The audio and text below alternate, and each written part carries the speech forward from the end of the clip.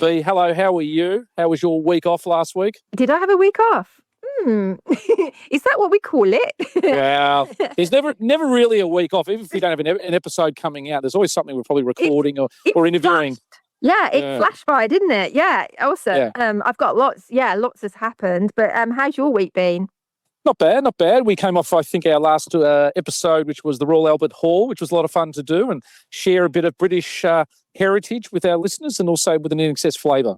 Yes, got lots of lovely messages about that. I think people really enjoyed it and they've actually gone out and bought the album as well. So, good review. We hope so. We hope so, and we think that it's a nice little addition to the latest Redux version of the Listen Like Thieves, which is charting very favourably around the globe, and we'll share more about that later. Yes, and we can't wait to go deeper into that album with you another time. B, anything come across your INXS desk this week that the listeners should know about? Well, I know earlier I said, let's rip into this, Hayden, because I know that you're walking around the football pitch in the dark at the moment, and I've raced in as well. But I have got a big list of things to say. That's so okay. I'll rip through this. Yeah. Okay. Happy birthday to Karen Peters. Number one, don't change, the ultimate INXS fan. So happy 60th, darling. That was great. And saw Karen in the arms of, not God, but in the arms of a certain lead singer called Blair on one of the photos on our socials. Yeah. So there you go. Nice. And the Don't Change boys actually did a really nice video of her as well. Fantastic. And do you remember Richard Simpkin? Obviously, you do. Yes. And Chris McKay. I'm not sure if you remember Chris. Yep. Chris won the auction for the skateboard that we auctioned on the night of our things, which is from the Kick album. Yes. Yes. So Richard Simpkins wanted it so badly that Chris has actually exchanged it for some goodies, and he went all the way down from Queensland back to Sydney to have a cup of tea and a little chinwag all about INXS and did the exchange, and there's some great photos of those together. Right. Do we get a commission on the exchange as well? Yeah. I know. I said I let that go for a steal, and you both got really good deal out of all of that. But anyway, there you go. Okay. It was all good, and it was all good fun. But I know Richard Simpkins has been getting around because I think he met up for a coffee with Leanne. And I think I saw with Linda as well. Okay. Yes. Okay. Yes, there was a few people. Okay, right. I want to say a big thank you to Georgie. She knows what that's all about, but I love you. So we'll say that. What else was there? I want to also update everybody with Lisa Mack, our gorgeous girl that's going through this horrible cancer that we're all being trying to donate to. We've now hit over $32,000. So thank you, everybody. She's just come back with some results, and it sounds like the drugs are working as well. So it's all big positive things. Give me chinks. Well, that's the opposite to that Verve song, isn't it? That the drugs don't work. Well, they do work in this case, but we've still got 8. We've got still going to push for the 8,000. So honestly, if you've already donated and you just feel like you might have an extra $5, that's all going to make a big difference to get us over that 40,000 that we need to cap, so she can have these drugs the rest of her life. Well, Lisa Mack's one of the pioneering patrons and massive INXS fan in our community, and I know Kirk sent a little hello video to her as well at the party. So thank you to everybody who's contributed, and Lisa herself through her own little video is very appreciative. So well done, everybody. All right, and 2 more things. I'm really whipping through this. Okay, I received in the post today a lovely package from Stephen Reich. I think it's Reich, right? Okay. Thank you. Very interesting CD about You Mystify Me, and by Florenza, and also about Pokemon. So I'm going to download this and send it to you, and then we can talk about it another time. So is this someone doing a cover version, is it? Yes. Well, Stephen has been talking to us for a while, but he's got someone called Florence to do a cover, and also to do some Pokemon thing. I think he does like a radio station. Anyway, it'd be very interesting. Okay, and then a big shout out to Kylie, Karen, Ali, Paul Jolie and Linda for buying the bumper stickers. Hayden can actually witness that I've just put them in the post today. You did. Yeah. I almost got one of those, what was that Pokemon game a few years ago where people were running around? I was getting a play-by-play of your car trip to get to the post office. So, yes, they are in the mail. And is there more out there for people who want to order? Yes, I've got about another 10 more here. I can obviously order more, but the first batch has gone out. They look great. Yeah, really good. So thank you everybody that's already bought them, and they've all gone out today. And some people have bought 5, never mind 1 or 2.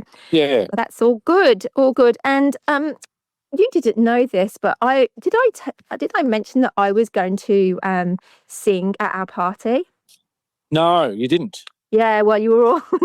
were we spared the? You were spared. We were spared, or we were sacrificed, or were we maybe relieved? Well, maybe you've got a great voice and we missed out. Practicing so much, and but I was a little bit nervous because the words just were a little bit more tricky than I was expecting. But my voice went by the end of the night. I think the champagne kicked in, listeners.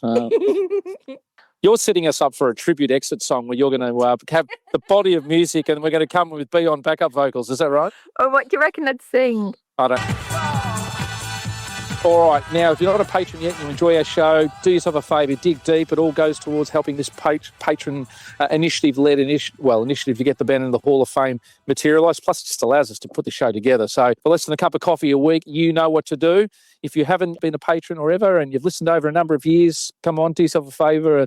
Be not only a supporter, be a player. You do make a difference in everything you do contribute. That aside, our topic hint today that we will go through just now for our topic after the news is we're very lucky to have a recurring guest. We don't do this very often, but we do have the wonderful Phillip Mortlock coming back on today for this episode. And it's probably going to be 2 parts because we've got so much to sort of go through with Phillip, who, as many know, about 4 or 5 years ago was one of our initial guests. He was a creative consultant with the band, particularly from around the Shabu Shabar time through to Listen Like Thieves, and is still, as we found out, very heavily involved in the music industry to today. Can't wait to unpack a lot of stuff about the music business with him today, B.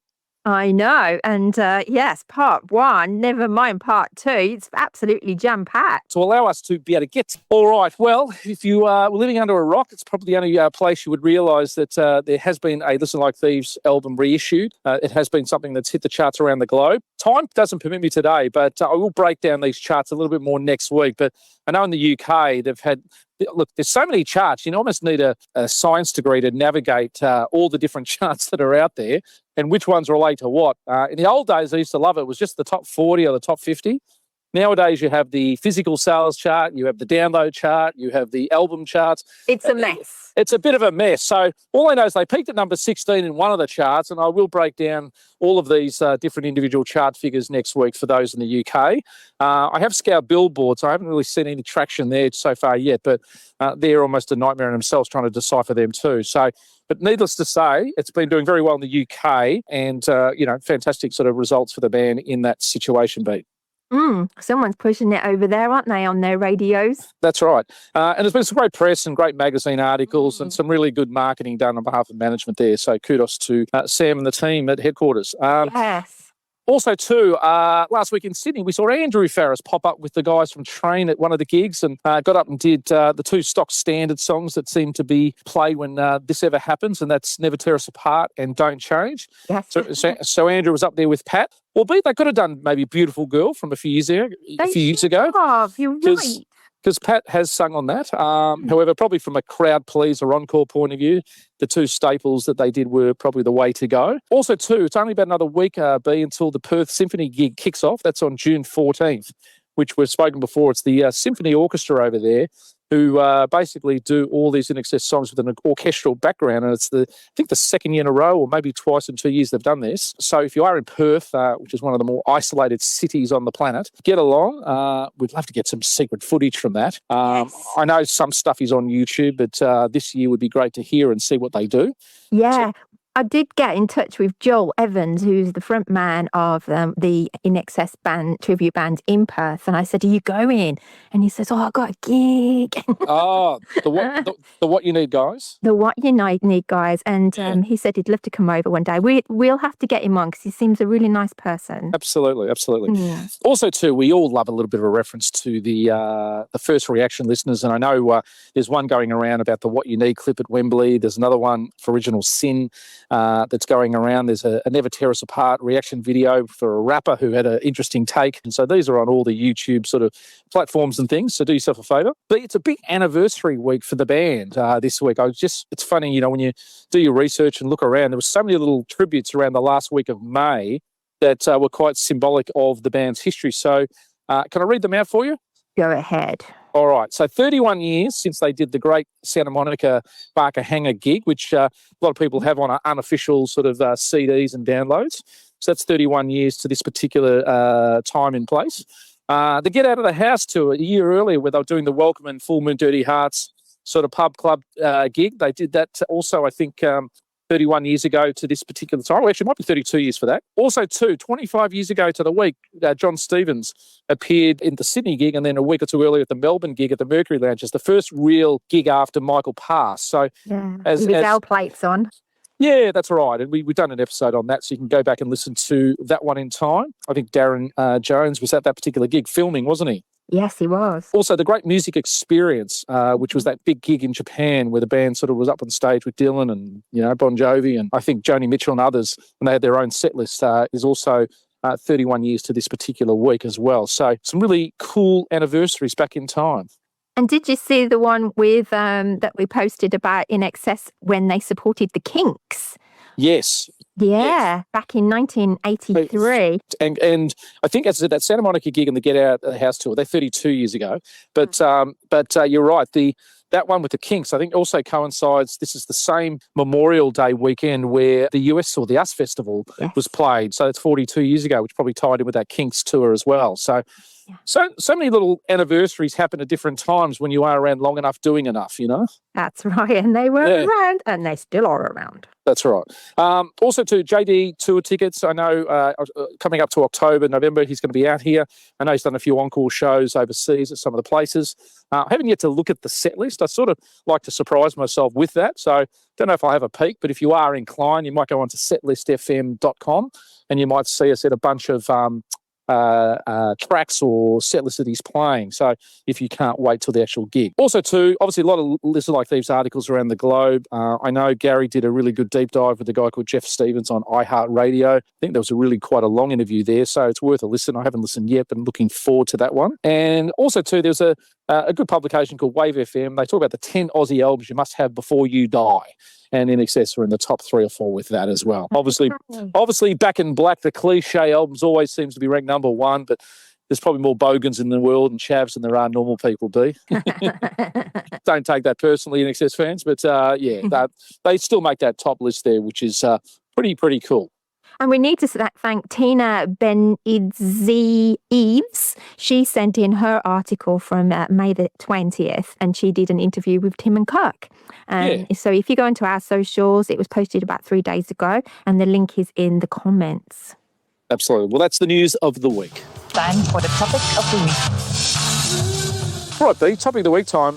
Really lucky. We don't, as I said earlier in the show, don't always go back to recurring guests because I think once they've had what they have to say, it's often, you know, they've said their piece and we move to the next one. But the gentleman we have on today is such a creative force still to this day in music. And, you know, with the music business ever changing, I thought it'd be great to get him on, particularly with the Listen Like Thieves reissue album, but really tackle and go through and unwrap what is the music business and relate it to INXS's career and, you know, really just pull the layers and things back because it's got such an insight, experience and knowledge. And with the music industry and distribution changing so much over time, he represents a really, really handy, vessel to share and educate our listeners and ourselves. So I guess we've got him, I think, wired in now. We can sort of see him beaming in from satellite all the way down the New South Wales coast. Let's welcome him aboard. Hey, Phillip, how are you? It's good to have you again. You look like you're pretty busy at the moment. What have you been up to?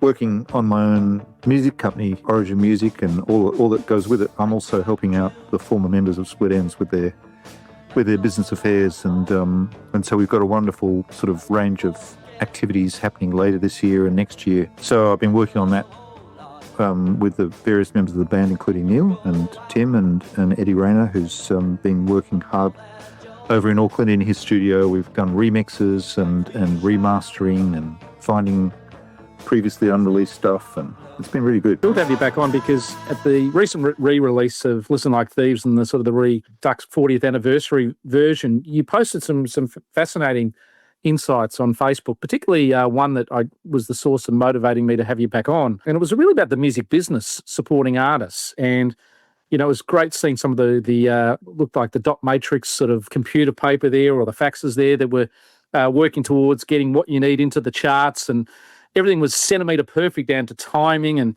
trying to get this into the stores at the time. And talent goes so far, but a band like INXS and many other artists you work with, having a support network, as in the music business behind the scenes, is pretty instrumental, isn't it, to sort of seeing an artist achieve what they want to achieve? Definitely. And certainly, you know, in those times, I mean, you know, this is where in some cases, you know, people, you know, find it hard to believe how things would work in the past. But, you know, we were basically dealing with releasing songs on vinyl and cassette, and therefore you would need to get the vinyl and cassette into record stores that people would go to buy their favourite new song by INXS. And you'd have to get the word out that was happening, there was no social media, there was no internet, so messaging, you know, the activities of a band like INXS to their fan base, and also hopefully to grow their fan base. You were constantly, you know, coming up with strategies to get media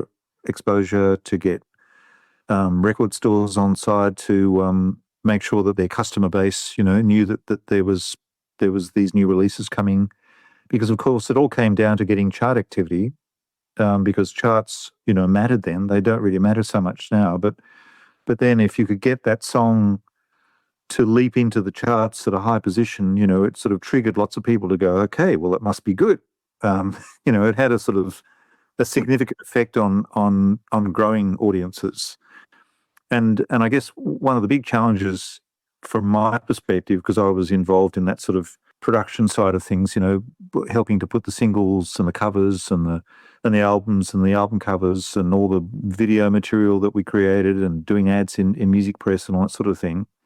You wanted it to be themed as closely as possible to what the band was doing with each song and with each album, so that it actually had a significant impact that stayed in the concept of what the band wanted. And also, I think one of the things that you're referring to specifically is, you know, that mechanism that you needed to keep getting people to buy singles, despite the fact that they were going to buy the album or they've already bought the album. So I think I was pointing out in that post that I did about Kiss the Dirt in particular, because the album was out. Kiss the Dirt came out after the album, so we had to come up with something that would attract the interest in people going to the record store and buying Kiss the Dirt as a single. So we came up with a fairly stunning result, you know, great video. Yeah. So we took all of the imagery from the video and just put it all into this beautiful little fold-out package, and it worked, you know. I mean, you look at the chart positions now and think, oh, well, it only got to whatever it was, you know, number 21 or whatever, but as I say, we're talking about getting people that are already bought, you know, What You Need, they'd already bought This Time, they'd already bought Listen Like Thieves, the album, and then you wanted to try and get them to go and buy Kiss the Dirt, the single, and then Listen Like Thieves, the single, you know. Does that mean you liaised with like Countdown and to get the video on there? Yes. Well, yeah, the record company's role was to basically, you know, we'd sit down with the manager and work out what our strategy was going to be, and then we'd implement the plan. And the plan involved, you know, getting the sales reps to get record stores to order the singles and the albums in, get the stock in, and then make sure that the warehouse could deliver it on time so that it was there on the day that people started flooding into the stores to get it. And yes, you would then have a PR team that would go to radio, television, press, and get as much activity happening. And yeah, it would involve getting the clip on Countdown, and there was also a show on Channel 7 called Sounds that went to air on Saturday mornings that was also reasonably effective. Hi, this is us, wishing you good times for all. See you very soon, miss you very much. Here's our brand new video, Kiss the Dirt, Falling. How big was the team? for that. Okay, so Warner Music, you know, it was a major record company, one of, I think there was 6 at the time. Now there are only 3, but the sales team would average at about 5 or 6 people in each state. Australia is a big, as you know, it's a massive landmass. So you've got people jumping in their cars with their samples of things and driving out to, you know, far and wide to cover each state. And then PR-wise, we had 2 PR people in Sydney and Melbourne, and then one in Queensland, New South and South Australia and Western Australia. I mean, you did a lot of stuff by phone, so you weren't always jumping in the car and going off to see people, but certainly, you know, when you were pushing a new song in Sydney, as I did when I was doing PR, you'd literally go around and see all the radio stations in Sydney, and then you do a sort of a monthly trip to Canberra and Newcastle and drop into Tamworth. And the interesting thing back in that era, and it was really when I was sort of growing up, there were bands that, well, I guess most bands, they actually often start off with state-by-state interest, depending where they're from. If you were a Melbourne band, like a band like New South Wales, like the Radiators, never really made it in Melbourne, but they were quite big in New South Wales and Sydney. What you're sort of saying there is that, you know, particularly back then, we're quite provincial in our geography, and you had to really work the territories in each market before you really became a national entity, before you even considered going overseas. That's so true, but that's why it was fantastic to have Countdown, because it was one of the few national media outlets that we had for music. And boy, did that change things. You know, when that kicked off in the mid to late 70s, it just pretty much changed the landscape, and it gave a whole lot of artists and bands an opportunity to be exposed widely across Australia at once. It really did change. If you look at the sort of history of Australian pop music and international pop music in this country, Countdown was such a game changer. I mean, I was saying to somebody the other day, they were from Europe, and I was saying, you know, Australia was the biggest territory for ABBA in the world. Yes. And the reason why is because we had Countdown. Yeah. And they worked Countdown very well. Apart from their music videos, they came down to Australia and did promo trips and everything and anything that Countdown wanted them to do. The Arts network of ABC television on 146 stations across Australia. This is... The first cultural leap is the ABC's new music show. What is Countdown? Well, Countdown is the most exciting visual presentation of the top 40 hits you'll ever see on colour television. From Alice Cooper to Sherbet, we've got them, and you'll see them on Countdown. And the second is courtesy of a technical revolution. Well, I think it adds an extra dimension. Suddenly we find that colour television brings everything to life. Hello, I'm Johnny Farnham, and this is Countdown, the first edition for 1975 in glorious colour.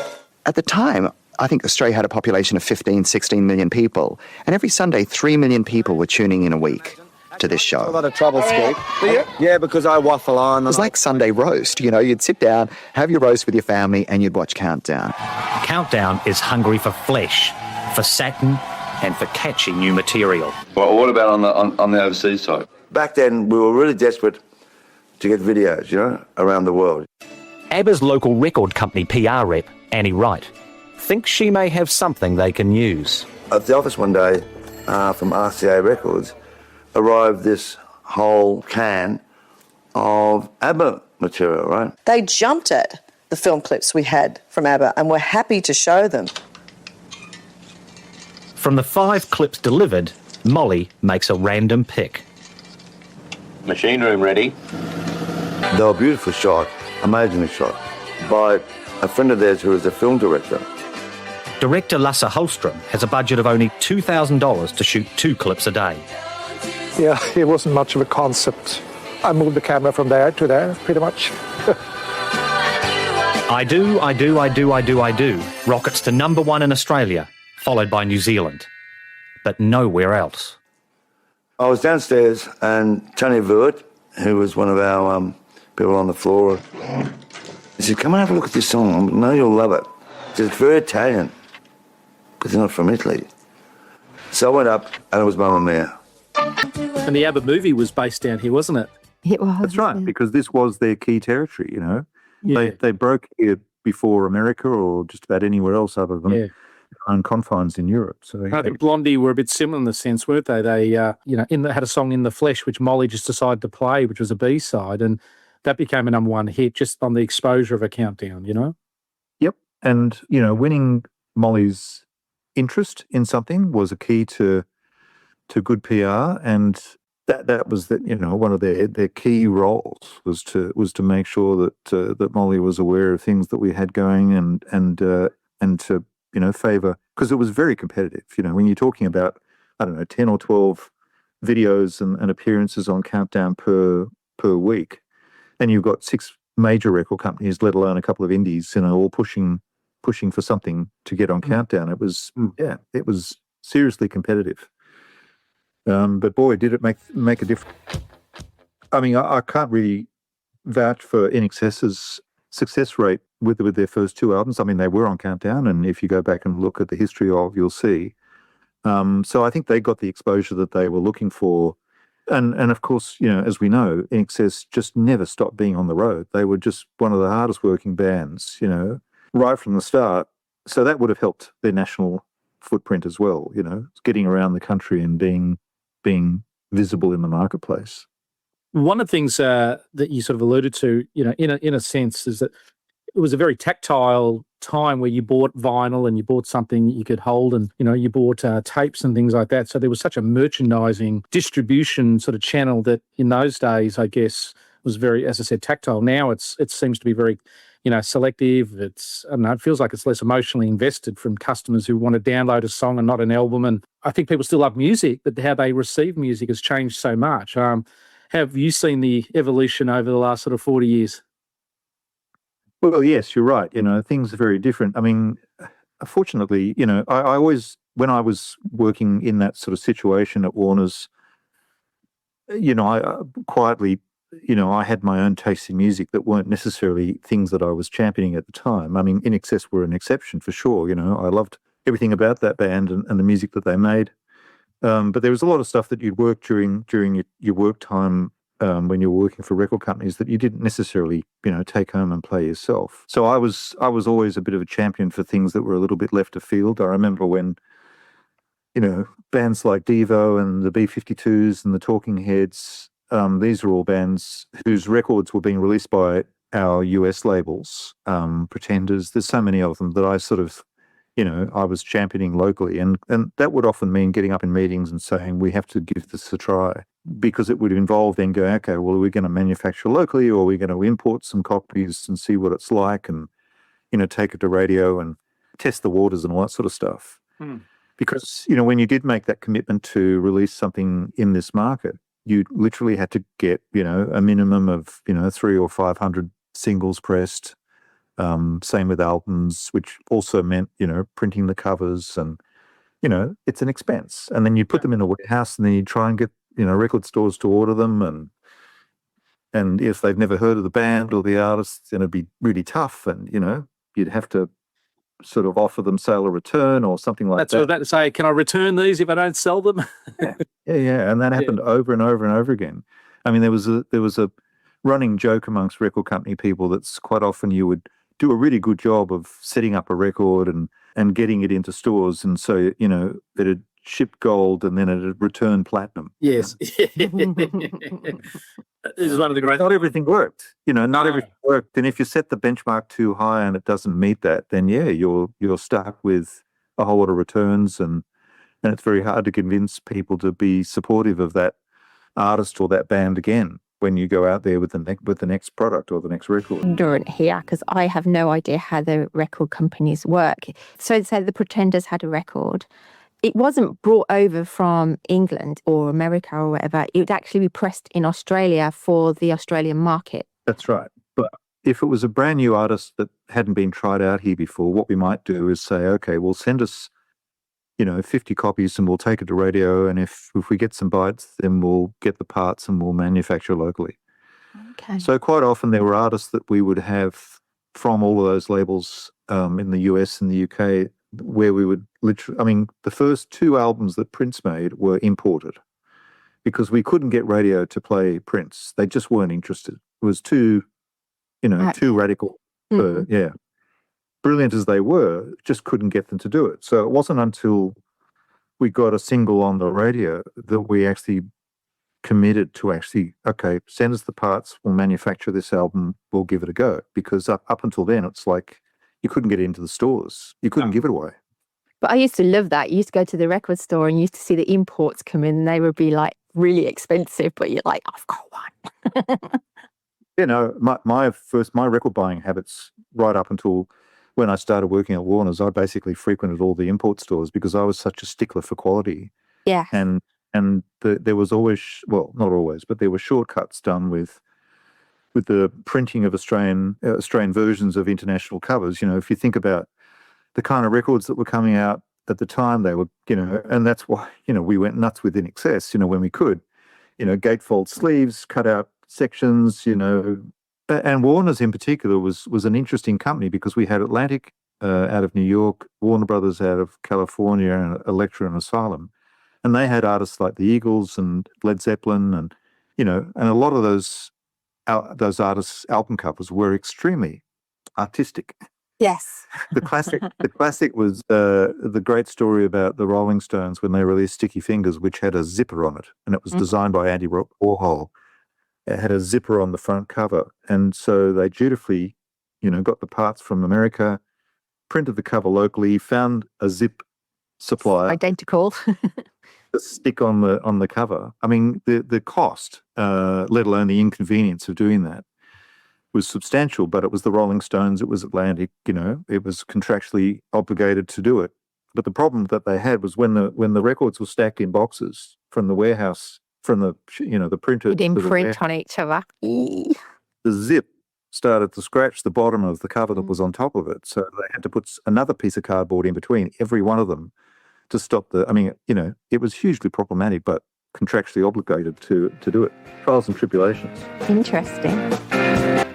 The interesting notion of the introduction of what, you know, has become known as the single versus the album. I think the Beatles were quite, you know, innovative at the time. They used to release singles in between albums. If they went more than about 3 months with something not coming out, they'd have a single going out, like a Penny Lane / Strawberry Fields double A side, and then they'd have their, you know, Sgt. Pepper's come out, and they used to feel very guilty then doubling up, putting those singles on the albums. So that's why some of the great Beatles songs aren't on albums. That's true. Well, I think that was a constant tussle between what the band was doing creatively and what the record company were demanding.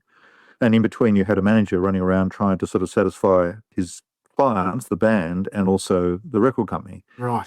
I mean, the great thing about the Beatles story is, and it's been well documented many, many times over, is that, you know, they were creatively one of the most extraordinary groups of people that you could ever find. You know, that it was everything they did sort of set new trends or, you know, parameters of creativity. And then a whole lot of other artists would follow. But for the record company, you know, I think they had trouble sort of keeping up with it. You know, they were highly prolific. Yes. You know. And was that their team or was that the artists? Well, in the case of the Beatles, you know, as I say, it's well documented, and you know, there's many books you can go down, many rabbit holes to sort of read all about it and find out more. But you know, they had a manager who was very good at you know, at negotiating and finding that sort of middle path between what the record company, what the commerce end of the spectrum wanted and what his creative client wanted. Brian Epstein, unfortunately, when he left and was no longer there, I mean, that was the beginning of the end. Mm-hmm. Because the band didn't have a you know, somebody that was a catalyst for all of their energy and creativity. And if you look at the body of work, you know, for really 63 to 1970, it was like a 7-year period. They did all of those albums, all of those in between singles in such a finite period of time, which, you know, you said prolific is definitely the case. Well, to turn it back to, you know, our subject at hand, INXS were highly prolific too, and also incredibly creative. And the thing that was so exciting to be able to witness was that evolution of creativity that happened with, and you can hear it now with each album, you know, it's not just like because they got a different producer, they got a different sound. It was what they were doing as a group of musicians and what they were exploring as a band. You know, we've got the benefit of hindsight. We can look at what they did, and it's pretty amazing. Yeah. But it's also, you know, you've got to take into account in a similar way, you know, Chris was a great champion for them, and he was a foot soldier for the band, you know, going out there and making sure that he could get what was necessary to make things work for them. And that wasn't easy, the geographical dislocation from the rest of the world and, getting people to believe in it. I mean, we pushed boundaries, and I say we because, I was very much on side with what he wanted to do. And that's why we did those, there's extravagant, album covers and single covers and so forth, because we knew that it would help to keep pushing the envelope on the creative side. Whose idea was it for Decadence? Well, I'll take credit for that. The band had already, either Chris and or the band had commissioned all of these remixes, so they all existed. Mm-hmm. And we'd had a pretty good run with the swing. It had been very successful, the band's most successful record, without a doubt. And while we knew that the wheels were in motion to make the next album, we came up with this idea of doing a cassette-only release of the remixes. And it kind of worked. Yeah, and the fact that you used it as like a jigsaw puzzle. Well, yes, So the art director that we had at Warner's, a wonderful chap called Ken Smith, who was actually the person that hired me when that's how I got to work at Warner's. He hired me as his assistant, and I would always, err to his knowledge and experience in getting things to work. And in that case, I said to him, showing him a packet of cigarettes, can we get a cassette case like this, where you can flip the top and pop it in? And he found a manufacturer that could do that. And then we came up with this idea of taking the photograph off the front cover of the album, that beautiful My Partland group shot, which is all motley, it's already got this sort of texture to it. And we blew up how it was reproduced on the cover. So if you get a magnifying glass or something that can give you a very close-up of a record cover, or photos reproduced in magazines, if you look very closely, you'll see that it's actually made up of four colors: cyan, magenta, yellow, and black. So a color image that's printed on a record cover is actually just made up of four layers of. I didn't know that, but that's cool. Yeah. So we blew up that photograph after it had been reproduced on the cover. And that's why on the cassettes it looks even more sort of modern. It's actually just the blow up of that. And then we literally just carved that photograph into 6 sections. We were just making something arty with something that we already had, conceptually. It was all linked into the swing. I think from 7 years of age to about 12, as a kid down here, we were into football cards. But at about 13, you really discover your musical taste. And the swing and decadence came out when I was 14.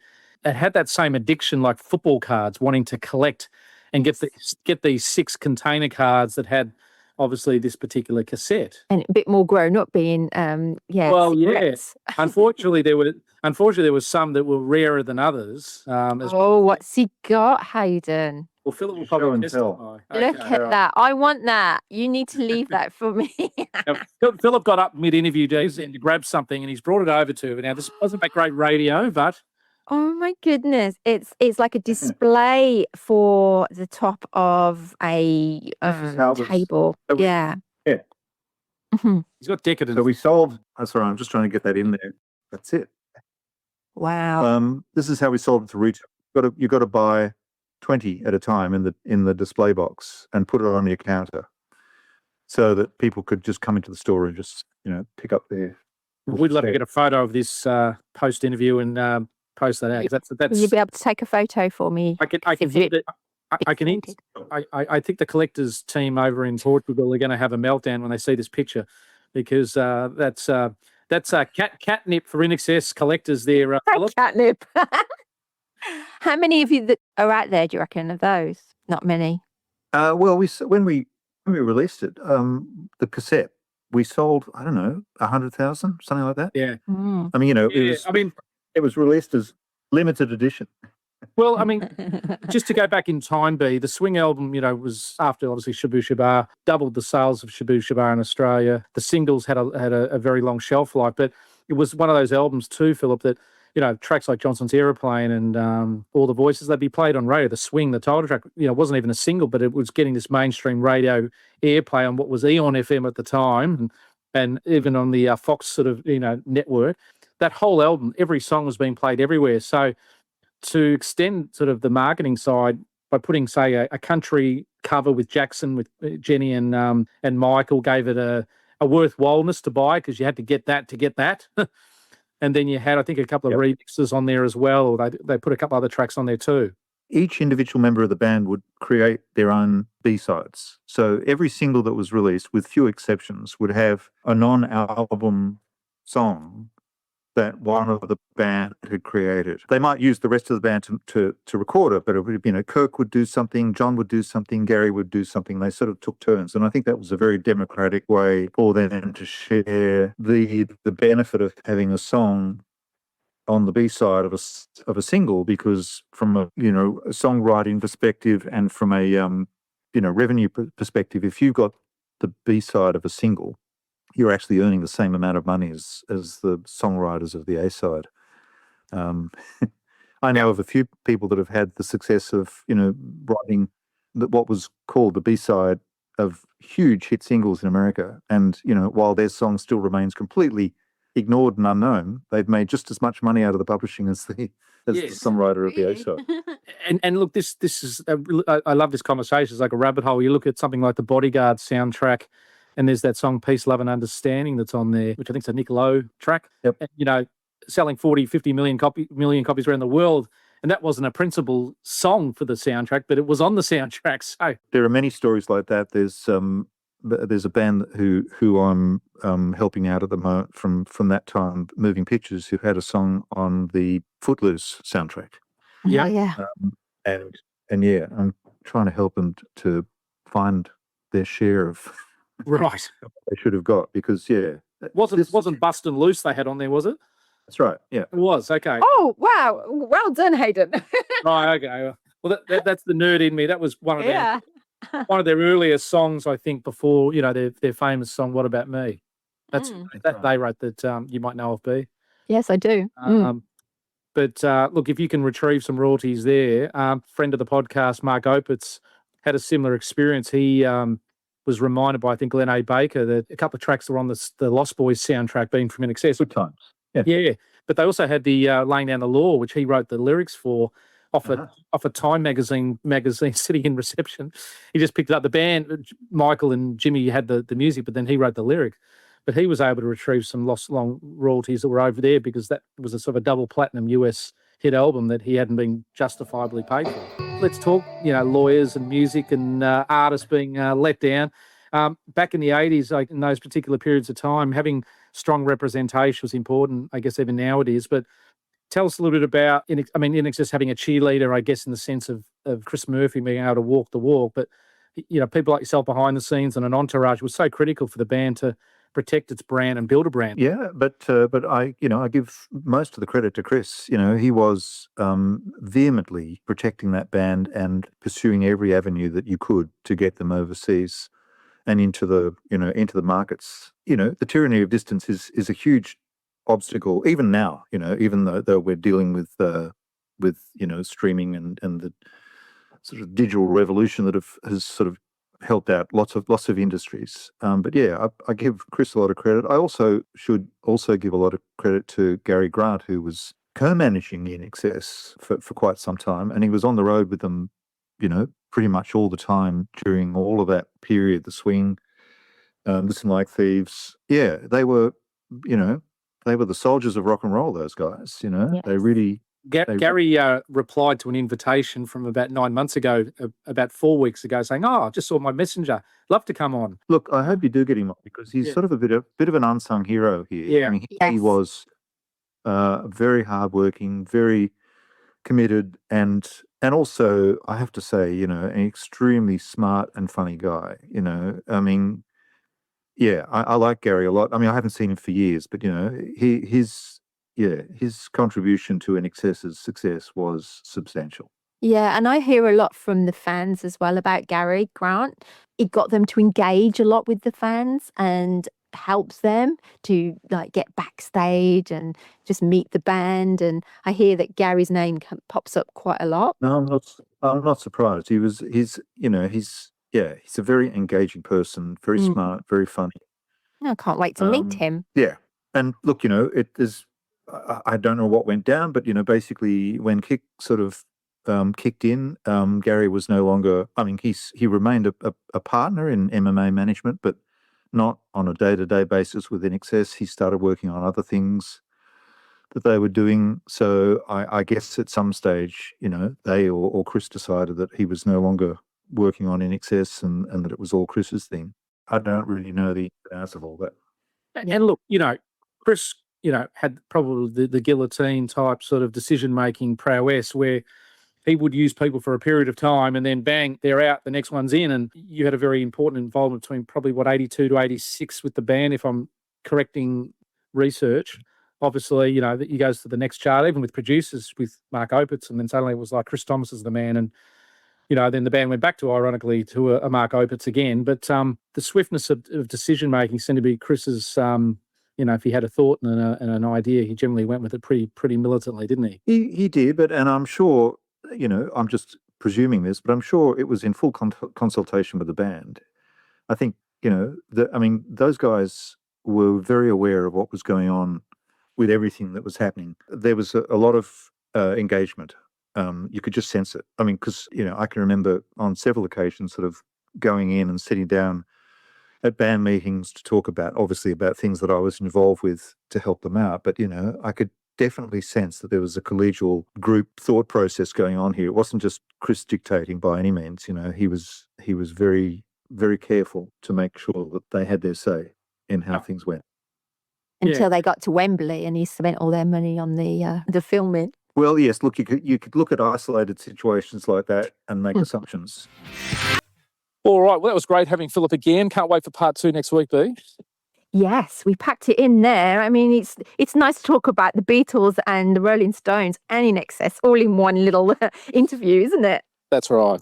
And look, as I said, Phil's got a wealth of experience, and it's just great learning and understanding how things work and the dynamic of how things work. And as I sort of tried to say, you can have as much talent and skill as you like, but you need people behind the scenes who just know what they're doing to maximise your airplay, particularly with INXS having the geographical distance from countries, unlike other bands they competed with. But it's great to have Phillip because, he's been there since like the 70s, and the way that the music industry has changed so much, the way with the distribution and how they themed things, and they call it branding now, in the whole logistics. Yeah. See, I even know what you're trying to say now, even when you can't say it. It's a problem. Oh, well. But look, the interesting thing there, just to reiterate, the fact back then it was a heavily tactile merchandise-heavy business, and now people can sort of just at the drop of a hat, import a song into their device, through pressing some buttons. It takes such a workload away, but, it was very heavy duty back then. But again, people went out. People did invest in, going to the record store and buying things. And I know this week there was an article in the UK, where they're thinking of opening up another Virgin megastore in the city. And just having people go back in and into this store, and I didn't quite read all of it, but it'd be awesome to do that because I think they should. I think for our generation now, we've had our children and we're ready for reliving our youth again. Why not? They brought back the diners for the old ones, didn't they, at one stage? We can bring back the stores for us. And I think they really should bring back Top of the Pops and Countdown. I think they would take off myself. Well, I think, and I know Phillip may not have agreed also, but, the younger people are the ones who buy. But sometimes, the real disposable spend, amongst those, well, yeah, you can say that. But I think sometimes, a lot of these movements, a lot of music over its time was always driven by 13 to 20-year-olds who really invest in their bands and go to the gigs and things. And I know there's heritage acts and things like that, but you've got to get into the younger people's heads. And look, I think record store days or those annual record store days and things, really quite helpful in creating a more of a tactile interaction. Another little bit, bit of homework I'd love to do for our listeners, for those who haven't seen the movie or those who are just so used to downloading, go watch the movie High Fidelity with John Cusack. It's a great movie. It's based on a sort of a UK sort of story by Nick Hornby, who did about a boy. He wrote that particular book and things and went into a movie. But this has sort of been relayed into Chicago as the setting, not so much London. But it's a great movie. Stephen Frears directed it, and it really does highlight that interaction of being in a music store environment, and there's a lot of fun with it. And I think watching it alone for Jack Black interacting with a customer who wants to buy I Just Called to Say I Love You by Stevie Wonder is worth the price of admission. I think you have mentioned that before, but yes, let's do some more homework. All right, guests, we've got more guests coming up in the next few weeks, so be ready for that. Yes, we've reached out to a few people, so we've got more coming in. Hi, yeah. We thought we would go out today with a song that's sort of a bit of a tribute to Philip, who was such a contributor to, the Kiss the Dirt film clip in many ways. We know Alex Proyas was such a visionary with the filming and a lot of the editing and things, but a lot of the stylisation and a lot of the creative input was by Philip as well. So I thought we would go out today in relation to that song, the Listen Like These Redux, with a live version of Kiss the Dirt. Big thank you to Philip for coming on.